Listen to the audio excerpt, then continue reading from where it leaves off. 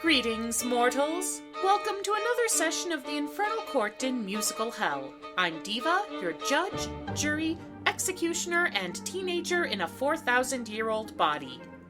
It's always depressing when someone whose work you admire produces something that's not up to the standards you expect from them. Take Tom Kitt and Brian Yorkey. As composer and lyricist of the Pulitzer-winning Next to Normal and the rather underrated If Then, they have certainly set a standard in high-concept musicals. And yet, here they are in my court, answering for our next offender, Freaky Friday. Like a disturbing number of musicals in recent history, the idea of adding song and dance to Mary Rodgers' 1972 body switch classic, or more specifically the two movie adaptations thereof, seems to be grounded in the fact that someone had the rights to the property and wanted to squeeze a little more money out of it. And since they own pretty much everything, it's no surprise that someone is Disney, whose theatrical arm first debuted this oddity in 2016 in Virginia, most likely in hopes of leading up to a Broadway run. After shopping it around the regional circuit for about a year failed to produce that effect, Disney Theatrical released the material for licensing in conjunction with this Disney Channel original movie version.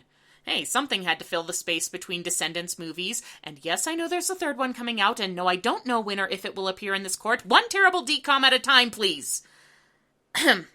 Sorry. Let's examine the case of Freaky Friday. After some animated opening credits, a little throwback to the 1980s that absolutely nobody was asking for, we meet Ellie Blake and her friends Carl and Monica, who are eagerly anticipating that evening's arrival of The Hunt, a kind of annual scavenger hunt / physical challenge / social event thing. Ellie's participation in the hunt is kind of up in the air at the moment, as exposition friends note her mom is getting married the next day with Ellie as her maid of honor. Excuse me.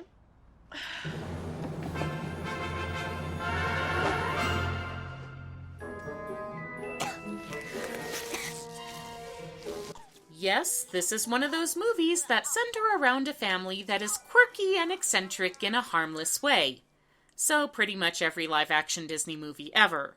Ellie's mom, Catherine, is under a lot of stress, as she's made it her mission to not only plan this entire wedding by herself, but to use her own catering business as well. But she's not so much under pressure that she can't passively-aggressively shame Ellie for her appearance. Monica, I love that color on you.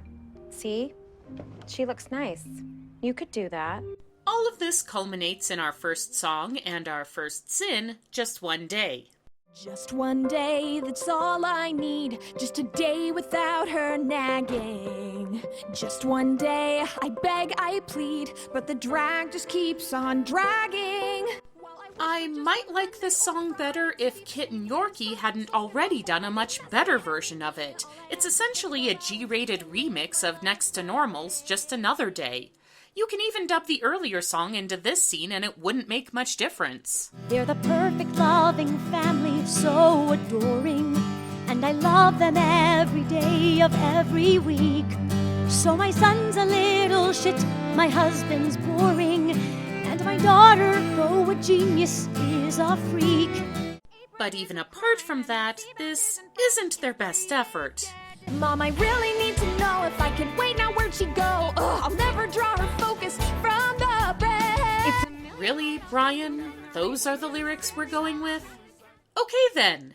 Also, nice of Catherine's entire catering staff to be there for breakfast so they can provide some choreography.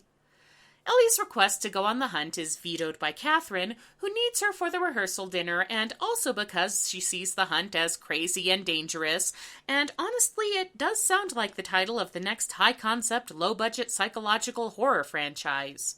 So I kind of see where Mom is coming from here, but it's going to be one of the last times, as Catherine is sin number 2. It's depressing that after giving us two interesting, complex leading ladies in Diana Goodman and Elizabeth Vaughn, Kit and Yorkey now give us Catherine, whose entire personality can be summarized with overbearing control freak. We've already seen a sample of her behavior towards Ellie, but it gets worse when you take her upcoming wedding into account. See, Ellie's dad died 5 years ago, and Ellie obviously has a lot of unresolved issues about this, and the fact that her mom is marrying the blandly decent Mike is making them worse. Catherine's way of helping Ellie cope with these issues is non-existent. Mike, can you stop pretending that you're our dad? Because you're not. Ellie, apologize. Now. Clearly, Ellie's reluctance to let a new father figure into her life should have been addressed, I don't know, at some point before the day of the wedding. But Catherine just defaults into, "How dare you, young lady" mode, which only makes things worse. The whole Freaky Friday trope depends on the generation gap working both ways, but Ellie's resentment towards her mother feels a lot more understandable than Catherine's demeanor towards her, which means her side of the arc doesn't resonate. Ellie angrily tells Catherine that she hates her, and in the resulting argument, neither of them realize that an hourglass Ellie received from her dead dad has gone all glowy.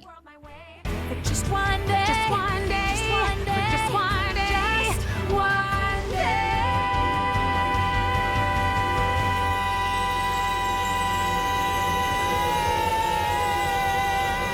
I do like how Ellie and Catherine switch harmonic parts as they exchange bodies. It's a nice musical cue that I imagine helps the effect play very well in the stage version. The hourglass breaks during the initial freakout, leaving Ellie and Catherine to contemplate their new situation. I look like a realtor, and I look like a sad, sad little boy. Mom, your skin is so loose. You look like a Shar-Pei. Ageism and sexism in one delightful package. Thanks, movie! And for those of you keeping track at home, we will henceforth refer to Ellie and Catherine by who they really are, not who they appear to be. Clear? Good. Ellie quickly realizes that the magical hourglass is responsible for their predicament, and it poofs away to prove her point. Luckily, the hourglass was one of a matched set given to Ellie and Catherine by Ellie's dad, so switching back shouldn't be too hard to do, right? I sold it. You sold it. Look, I don't need to know how the hourglass causes Catherine and Ellie to switch bodies, any more than I need to know how the flux capacitor makes time travel possible. The fact that it does is enough for story purposes, but really, there were better ways of addressing why they can't instantly switch back. Maybe they're bound by the terms of their mutual wish and must spend a full day as the other person. Maybe Dad's ghost wants to teach them a lesson. But introducing a second hourglass which is no longer readily available not only creates a tiresome find the MacGuffin plot, it contributes to Catherine's apparent callousness.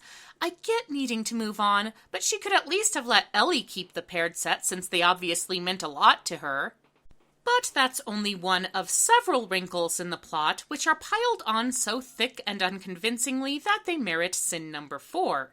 Obviously, the sensible thing for Ellie and Catherine to do in this situation would be to take a personal day while they sort this mess out, but that would make for a boring movie, so there need to be reasons why they must go out and impersonate each other. In Catherine's case, said reason is that a bridal magazine is coming to document her self-catered wedding, and there is a ridiculously huge amount riding on her success. If this story does not happen, we could lose our house.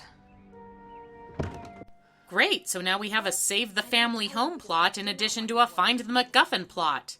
If anyone starts forming a girl group, I'm giving up. But hey, Catherine as Ellie should at least be able to stay home sick from school, right? Of course not.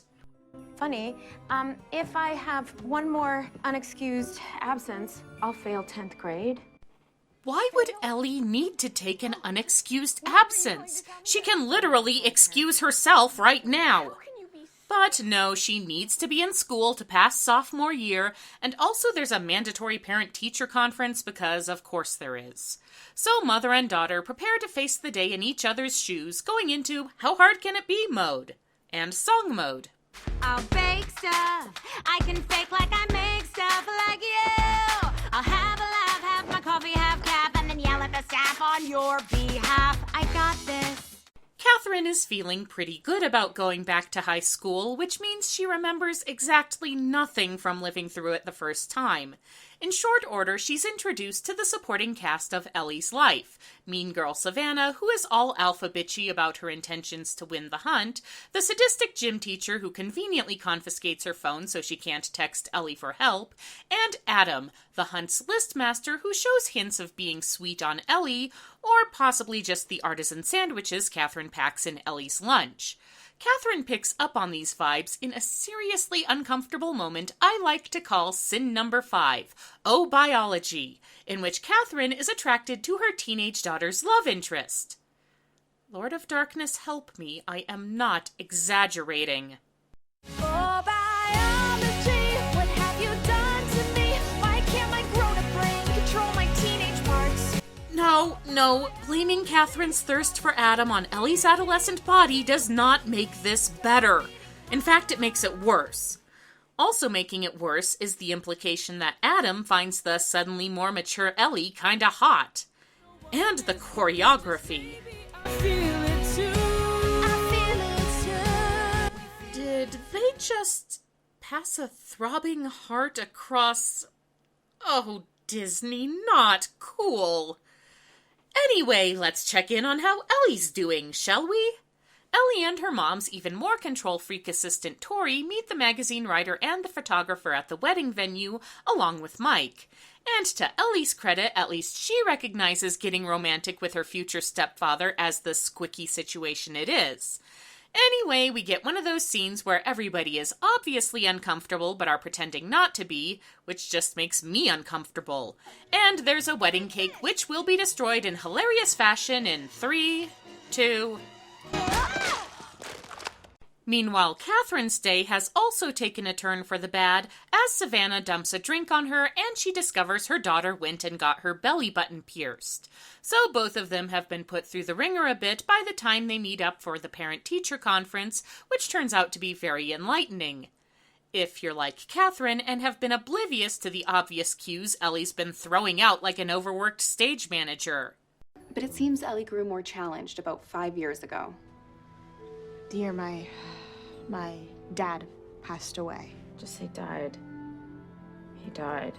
So yeah, it turns out leaving your daughter to stew in grief over her father's sudden passing while you move on with your life is a pretty bad idea. Who knew?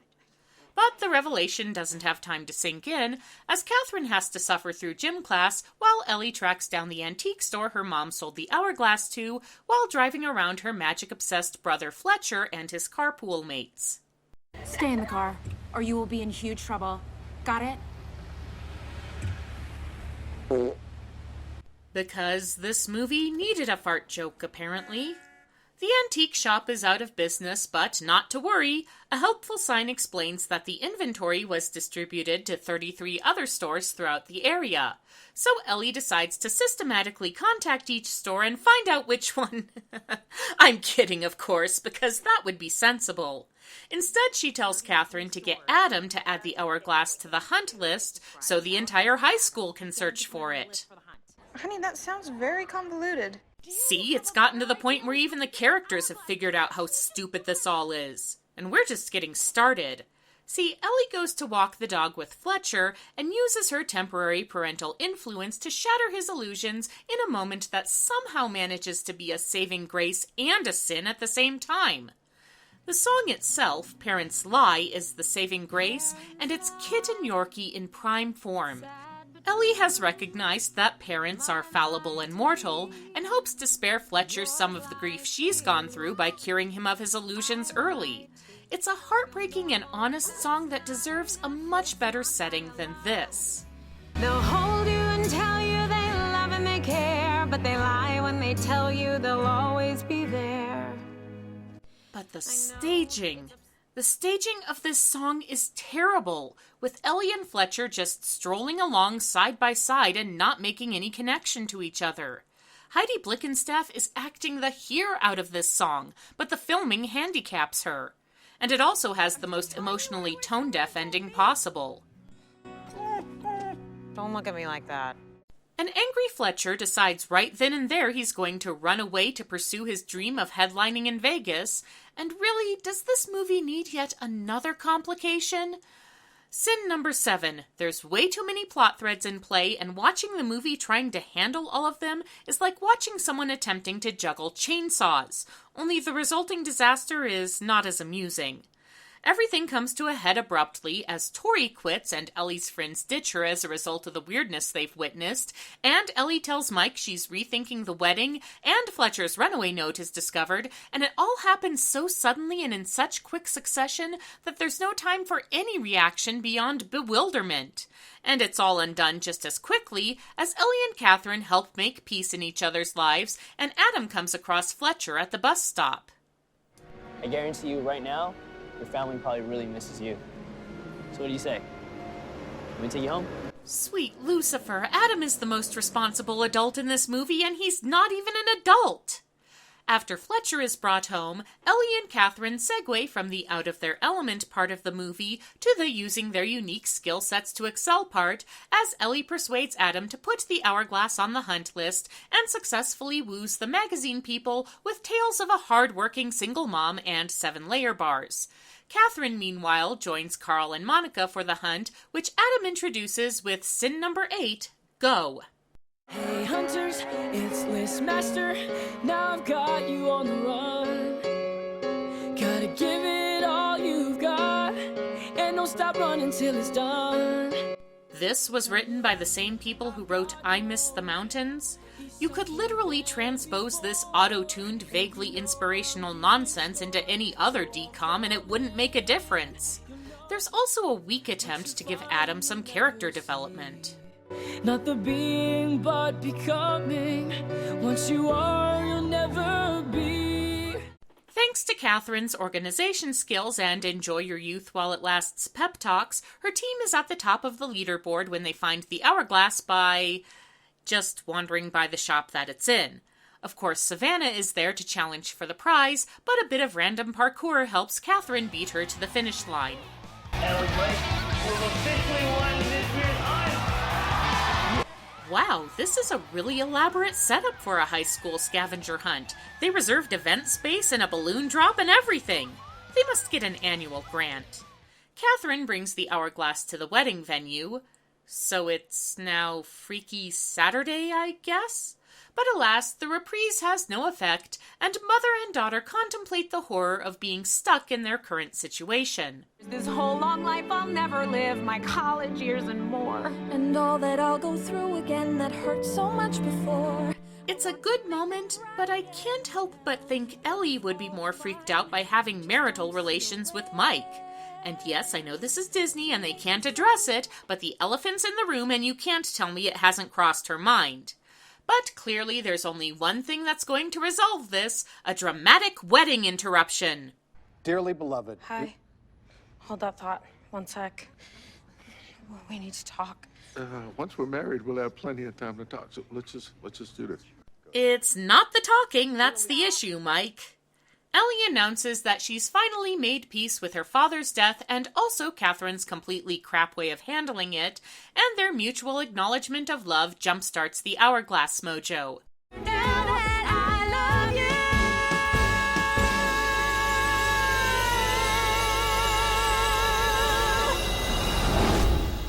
you. Ellie. Mom?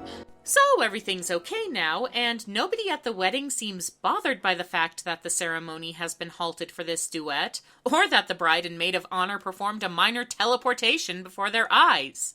You'd think Fletcher at least would want to know how that was done. Oh, and Adam was invited to the reception too, which means he gets to have non-creepy flirting with Ellie and join in for the traditional DCOM dance party finale. Unless you're looking at me. Unless you're finally free. It took a little of you to show me you to me.